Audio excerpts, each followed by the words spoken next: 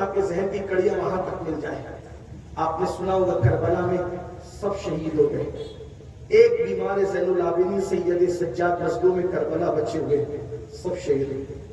ایک ایک لاش پر ظالموں نے 10 گھوڑوں کو مقرر کیا، کپڑے تک اتار لیے، لاش پہ گھوڑے دوڑائے. امام علی مقام کا وہ سینہ بے کینہ جس کو رسول اللہ اپنے سینے سے لگاتے تھے، جس کو چومتے تھے، جس کے بارے میں کہا حسین منی وانا من الحسین، حسین مجھ سے ہے میں حسین سے، حسین میرا ہے میں حسین کا. احب اللہ من احب حسین، جس نے حسین سے محبت کی اللہ اس کو اپنا محبوب بنا لیتا ہے. حسین وصبت من الاسباط، حسین میرے بیٹوں میں بیٹا ہے. وہ امام علی مقام کی لاش پر 10 گھوڑے متعین کیے، کپڑے اتار کر اور گلا کاٹ کر سارے شہیدوں کے گلے کاٹ دیے، حتیٰ کہ 6 مہینے ایک سے کے ننھے سے شہزادے علی اصغر کو بھی نہیں چھوڑا، ان کا بھی گلا کاٹ دیا گیا. بیویوں کی چادریں چھین لی گئی، خیمے جلا دیے گئے، شہزادیوں کا یہ حال کیا. اور امام زین العابدین کے نیچے چمڑے کا بستر تھا وہ بھی چھین لیا. شہزادی سکینہ کی کان کی ایسی بالیاں چھینی کہ کان کٹ گیا، خون کی پھواریں نکلی. شہزادی سکینہ نے سوچا یتیموں پر تو کافر بھی رحم کرتے ہیں، تو ان یزیدیوں سے کہا میں حسین کی یتیم ہوں، مجھ پہ رحم کرو. تو شہزادی سکینہ کے چہرے پہ تماچے مارے اور آخری اس پہ کیا کہ بیویوں کے ہاتھ میں رسیاں باندھ دی گئی، سیدزادیوں کی سیدانیوں کے ہاتھ میں رسیاں باندھ دی گئی، پیروں میں بیڑیاں ڈال کر کے انہیں باندھ کر اونٹوں کی ننگی پیٹھ پہ بٹھا دیا گیا. اونٹوں کی ننگی پیٹھ پہ بٹھایا اور بیمار زین العابدین جو کئی دن کے بھوکے پیاسے تھے ان کے ہاتھ میں اونٹوں کی نکیل اس طرح ڈالی گئی کہ گلے میں توپ تھا، ہاتھوں میں ہتھکڑیاں تھیں. گویا کہ اللہ اکبر، امام حسین کے سگے بیٹے اس سید کے گلے میں توپ ڈال کر کے، ہاتھ میں ہتھکڑیاں ڈال کر کے، کسی حضرت پیر سید نصیر الدین نصیر نے بڑی خوبصورت بات کہی کہ تماچے مار لو، خیمے جلا لو، قید میں رکھ لو. تماچے مار لو، خیمے جلا لو، قید میں رکھ لو. علی کے گل رخوں کی، علی کے گل رخوں سے بوئے زہرائی نہیں جاتی، علی کے گل رخوں سے بوئے زہرائی نہیں جاتی. اور عداوت کے بھی نصیر کچھ نہ کچھ آداب ہوتے ہیں، عداوت کے بھی نصیر کچھ نہ کچھ آداب ہوتے ہیں. کسی بیمار کو زنجیر پہنائی نہیں جاتی، بیماروں کا بھی تو کچھ خیال کیا جاتا ہے. لیکن ظالموں نے کس قدر ظلم کی حد کی خاندان نبوت پر کہ امام زین العابدین کے گلے میں نوکیلے لوہے کا توق تک ڈالا، ہاتھ میں ہتھکڑیاں ڈالی اور پیروں میں بیڑیاں، اور آپ کے ہاتھ میں اونٹوں کی نکیل دے دی گئی. جب اٹھنے کی طاقت نہیں تھی نکیل پکڑ کے کھڑے ہوتے تو گر جاتے، اور جب گرتے تو پیٹھ پر درنا مارا جاتا. یہ حالت ہے. اور جب 11 یا 12 محرم کو لٹا پٹا قافلہ سیدانیوں کا کربلا سے رخصت ہوا تو کٹی پٹی لاشوں کو دیکھ کر سیدہ زینب پاک نے مدینہ منورہ کی طرف رخ کیا اور رخ کر کے کہا نانا جان، اللہ اور اس کے فرشتے آپ پر درود نازل کریں، آپ پر درود ہے اور فرشتوں کی. نانا جان دیکھیں آپ کا وہ حسین جس کے لیے آپ سجدے طویل کر دیتے تھے، جس کو کندھوں پہ اٹھاتے تھے، جس کے لیے منبر چھوڑ کر آپ نیچے آتے تھے، آپ کا وہ حسین کٹا پیٹا پڑا ہوا ہے، کوئی اس کو کفن دینے والا نہیں، اس کی لاش پر خاک ہے، اس کی لاش پر ہمارے خاک اڑا رہی ہے. نانا جان اپنے بیٹے کی خبر لیجئے. جب آپ نے یہ بات کی، تاریخ لکھتا ہے کہ دوست اور دشمن سب کی آنکھوں میں آنسو آ گئے اور کٹے ہوئے اہل البیت کے سر نیزے پہ چڑھا کر کے جب کوفہ کی طرف روانہ ہوئے تو کوفہ میں اعلان کیا گیا، کوفہ والوں، کچھ ایسے لٹیرے تھے، ڈاکو لٹیرے جو راستے میں لوگوں کا مال لوٹتے تھے، ہم نے ان کو کاٹ دیا، ان کے کٹے ہوئے سر لے کر آ رہے ہیں اور ان کی عورتوں کو بچوں کو ہم نے قیدی بنا دیا ہے. ایک میرے چھوٹے سے اندازے کے مطابق جب کوفہ قافلہ پہنچا تو وہ پورا قافلہ کم و بیش 6 یا 7 دن کا بھوکا پیاسا تھا، کیونکہ راستے میں یزیدیوں نے کھانا پانی دیا تو شہزادیوں نے یہ کہہ کے انکار کر دیا کہ ہم تمہارا کھانا نہیں دیں گے، تمہارا پانی نہیں پیئیں گے۔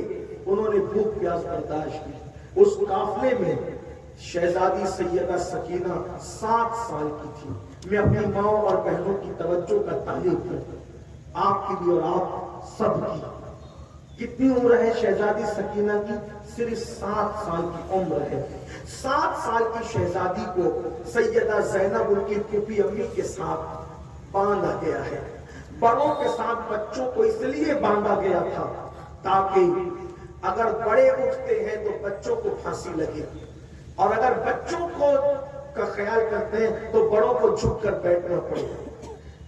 شام ہو گئی تھی، شمر نے کہا رات کے وقت کوفہ میں قافلہ لے جانا ٹھیک نہیں، کیونکہ اگر رات کو لے جائیں گے تو تماشا نہیں دکھا سکیں گے، دن کا انتظار کرو، دن کے وقت یہ قافلہ جائے گا کوفہ میں تاکہ اہل بیت کا لوگ تماشا دیکھیں۔ اعلان یہ نہیں ہوا کہ اہل بیت کے سر آ رہے، اعلان ہوا کہ جو لوگ راستے میں لوٹ مار کرتے تھے ان کے کٹے ہوئے سر آ رہے۔ کوفہ والے شوق میں کہ ذرا دیکھیں تو وہ کون ڈاکو لٹیرے جن کے سر آ رہے، دل رکھنے کو جگہ نہیں، رستے بھر گئے، عورتیں چھتوں پہ چڑھ گئی۔ کوفہ کی عورتیں تھیں، مولائے کائنات نے بڑا وقت وہاں گزارا تھا، تو جب سیدانیوں کو سیدزادیوں کو قیدی بنا کر کے کوفہ میں لایا گیا تو وہ چھت پر تھی اور شہزادیاں اونٹوں کی پیٹھ پر تھی۔ سیدہ زینب پاک کی جب چادر چھین لی گئی اور خواتین کی چادریں چھین لی گئی تو سیدہ زینب پاک نے شہزادیوں سے کہا کہ کل تک چادر سے ہم اپنا منہ چھپاتے تھے، اب چادر چھین گئی ہے تو اپنے بالوں کو اپنے چہرے پہ ڈال لو اور بالوں سے پردہ کرو، یعنی اب بھی تم پردہ مت چھوڑو، اب بھی تمہیں پردہ کرنا ہے۔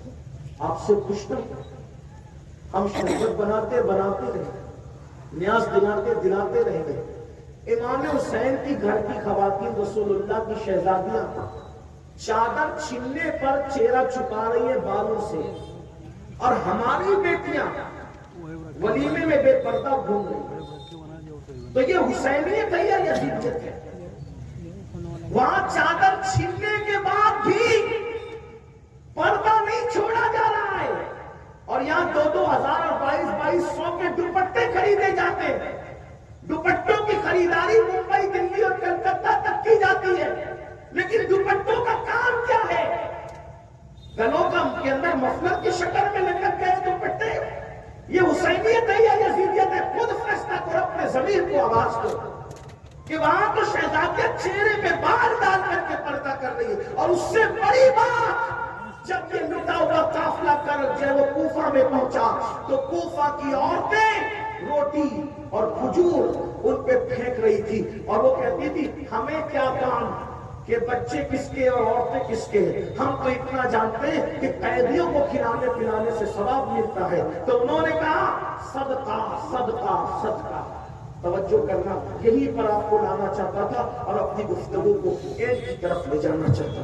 توجہ کریں دھیان سے، جس وقت صدقہ صدقہ کہہ کے کوفہ کی عورتوں نے اہل البیت کی طرف روٹیاں اور کھجوریں پھینکی تو سیدہ زینب اور سیدہ سکینہ شہزادی دونوں ایک ساتھ بندھی ہوئی تھی، اور اونٹ کی ننگی پیٹھ پر دونوں بیٹھی تھی، چہرے پہ بال تھے اور پہچان میں نہیں آتی تھی کون ہے، اور کپڑے بھی سیدہ زینب پاک کے بدن پر پرانے اور گرد آلود تھے۔ جس کا شوہر مدینہ منورہ میں اتنا مالدار تھا، عبداللہ ابن جعفر طیار، کہ کبھی بھکاری آیا تو اس کو 3-3 ہزار بکریاں تک دے دی تحفے میں۔ اتنے مالدار شوہر کی بیوی، اتنے مالدار باپ کی بیٹی، اتنے عظیم گھرانے کی شہزادی سرکار زینب، جس کا نام رسول اللہ نے رکھا، جس کے کان میں اذان رسول اللہ نے پڑھی، جس کو گھٹی رسول اللہ نے دی، جس نے صرف 5 سال کی عمر میں پورا قرآن حفظ کیا۔ کوفہ میں سب سے پہلے درس قرآن اگر کسی عورت نے دیا ہے تو اس خاتون کو سیدہ زینب کہتے ہیں۔ ایسے مقدس خاتون، آج کوفہ میں حال یہ ہے کہ چادر نہیں ہے، بغیر چادر کی اونٹوں کی ننگی پیٹھ پر ہے، اور شہزادی سکینہ آپ کے ساتھ بندھی ہوئی ہے۔ جب روٹی کے ٹکڑے شہزادی سکینہ کی طرف آئے تو شہزادی سکینہ نے اس روٹی کے ٹکڑے کو ہاتھ نہیں لگایا، کیونکہ امام کے گھر میں تربیت کا ماحول ایسا تھا۔ آج اگر ہم 15-16 گھنٹے کا روزہ رکھ لیں گرمی کے موسم میں، اور جب افطار کا وقت آتا ہے تو ہمارا حال یہ ہوتا ہے میرے بھائی کہ ہم جب افطار کا وقت آتا ہے تو نہ امی کو دیکھتے ہیں، نہ ابا کو دیکھتے ہیں، نہ بچوں کو دیکھتے ہیں، نہ بیوی کو دیکھتے ہیں۔ جیسے افطار کا اعلان ہوا ہم ٹھنڈے شربت کی طرف ہاتھ بڑھاتے ہیں، ٹھنڈے پانی کی طرف ہاتھ بڑھاتے ہیں اور اس کو پینے کی کوشش کرتے ہیں۔ ہم کسی پہ توجہ نہیں کرتے۔ 15-16 گھنٹے کی پیاس ہمیں سب کو بھلا دیتی ہے افطار کے وقت، مگر وارے آلے نبی، وارے آلے رسول، وارے امام حسین کی تربیت جب 5 یا 7 دن کی بھوک و پیاس کے بعد روٹی کے ٹکڑے شہزادی سکینہ کے دامن میں آئے تو شہزادی سکینہ نے کھایا نہیں بلکہ اپنی پھوپھی کے کان میں کہا، پھوپھی اماں ہم تو آلے رسول ہیں نا، پھوپھی اماں ہم تو آلے رسول ہیں نا، کیا 7-6-5 دن کی بھوک کے بعد صدقہ ہمارے لیے حلال ہو جاتا ہے؟ کیونکہ نانا جان نے تو صدقہ ہم پہ حرام کیا ہے، تو رسول اللہ کی شریعت نے ہم پہ صدقہ حرام کیا، تو اتنے دن کی بھوک کی وجہ سے کیا صدقہ ہم پہ حلال ہو گیا؟ اب ہم صدقہ کھا سکتے ہیں؟ اتنا سننا تھا۔ شہزادی سکینہ کی گفتگو دل کو چیرنے والی تھی۔ سیدہ زینب کے جذبات میں قابو میں، اور اس کے بعد آپ نے کوفہ کی عورتوں سے کہا، اے کوفہ کی عورتوں، ہمارے رسول ہیں، ہم صدقہ کھانے والے لوگ نہیں ہیں، صدقہ ہم پہ حرام ہے، اپنا صدقہ لے جاؤ، صدقے کے مستحقین کو صدقہ دو، ہم صدقہ لینے والے لوگ نہیں ہیں۔ آج میں آپ سے پوچھنا چاہتا ہوں حسینیوں کے اس مجمع میں، اللہ کی قسم اٹھا کر کے اپنے ضمیر کو آواز دو، شہزادی سکینہ 7 سال کی ہے اور 6-7 دن کی بھوک و پیاس کے بعد نبی نے جو صدقہ حرام کیا ہے وہ صدقہ کھانے کے لیے تیار نہیں ہے، بھوکی رہنے کو تیار ہے، پیاسی رہنے کو تیار ہے، موت کا مقابلہ کرنے کو تیار ہے، مگر صدقہ کھانے تیار کون؟ صدقہ جو روٹی پاک ہے، جو روٹی طیب ہے، جو روٹی طاہر ہے، لیکن ہے صدقہ آلے نبی پر حرام۔